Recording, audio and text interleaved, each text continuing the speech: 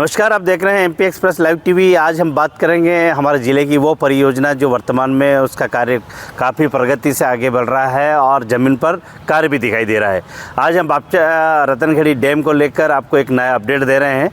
हमें जो जानकारी मिली है कि जल संसाधन विभाग के जो अधिकारी हैं उन्होंने राजस्व विभाग के अधिकारियों से संपर्क किया है और ये कहे कि जो निर्माण एजेंसी है वो इस कार्य में प्रगति लाना चाहती है, लेकिन कहीं ना कहीं अगर बात की जाए तो जो निर्माण एजेंसी है उसको जब तक मुआवजे का प्रोसेस आगे ना बढ़े, जब तक वो उनके कहने के निर्माण कार्य में वो चीज़ बाधा आ रही है। इसी को लेकर जो निर्माण एजेंसी के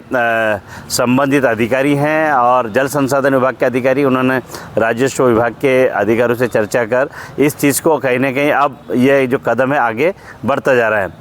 क्योंकि इसका जो मतलब निर्माण है वो लंबे समय से चल रहा है और अभी तक निर्माण एजेंसी द्वारा निर्माण भी किया गया है। लेकिन अगर बात की जाए बापचा रतनखेड़ी डैम को लेकर तो यहाँ पर अभी यह कहे कि दो गांव का पुनर्वास होना है, एक है तोलाखेड़ी और एक कांसी बलिया है। दो ऐसे गांव हैं जिनका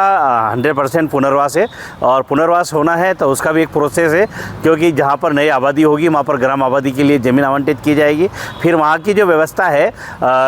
जो मूलभूत सुविधा है वो वहाँ पर करना होगी। तो ये कहे कि प्रोसेस बड़ा लंबा है, तो इस कार्य में अब कहीं ना कहीं प्रगति दिखाई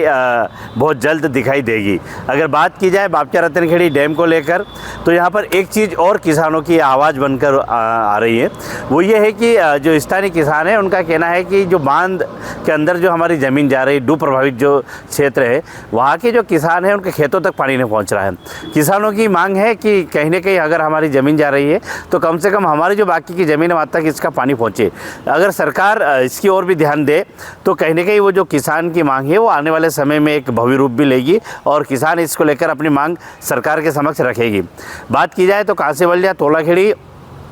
बापचा और पाचारोंडी, उसके बाद में अगर बात की जाए आपका तो रतनखेड़ी, खेड़ा, ये जो गांव है यहाँ के आसपास की जो ज़मीन है इसी की ज़मीन में ही इस मतलब बापचा रतनखेड़ी डैम का निर्माण हो रहा है और इसी निर्माण के साथ में ये परियोजना की शुरुआत हुई है। लेकिन अब आप उनको देखना होगा कि जो किसान है, किसान की मांग अभी स्टार्ट हुई है कि हमारा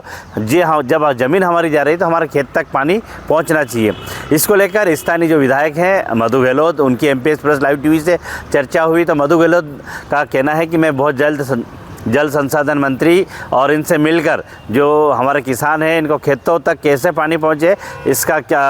इसको लेकर मैं उनके सामने एक मांग रखूंगा और जो बचे हुए क्षेत्र है, बचे हुए जो किसान हैं जिनके क्षेत्र तक ये पानी नहीं पहुंच पा रहा है, वो भी वहाँ पर हमारी और हमारी सरकार की कोशिश है कि हम जल्द वहाँ तक पहुँचाएँ। ये कहना है आगर के विधायक मधु गहलोत का। आज हम बात करें कि अगर जिन गांव का पुनर्वास होना है वो है तोलाखेड़ी और कांसी बलिया। इसको लेकर एक लंबा प्रोसेस है, क्योंकि अभी तो वहाँ पर अगर बात की जाए तो ग्राम आबादी का मुआवजा देना है, उसके बाद नई ग्राम आबादी जहाँ बनेगी वहाँ पर सबसे पहले सड़कें होना चाहिए, बिजली होना चाहिए और जब निर्माण चले उससे पहले पानी की व्यवस्था होना चाहिए। इसको लेकर अभी सरकार के सामने बड़ी चुनौती है, लेकिन जब सरकार इसकी ओर अपना कदम आगे बढ़ा रही है तो हर ये काम ये कहे कि बहुत जल्द सरकार इसको अपने माध्यम से इसका हल और निराकरण भी कर सकती है। अब अगर बात की जाए तो वहाँ की जो ज़मीन है उसकी गाइडलाइन भी काफ़ी कम है। किसानों का कहना है कि हमारी जो ज़मीन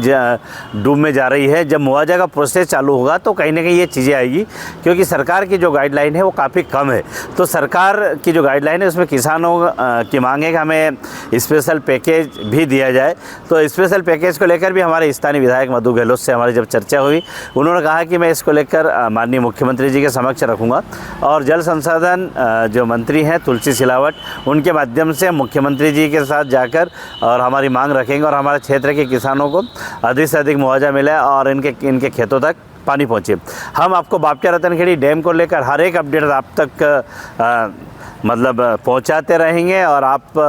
मतलब ये कहे कि इसको लेकर अगर आपके और कोई सुझाव है स्पेशल पैकेज को लेकर, आपके ये कहे कि जो सरकार की गाइडलाइन है उसके माध्यम से कितनी राशि आपको मिल रही है, तो आप ज़रूर हमारे कमेंट बॉक्स में लिखिए, हम आपकी बात सरकार तक पहुंचाएंगे। आप देखते रहिए MP express live TV Hindu Singh Yadav के साथ।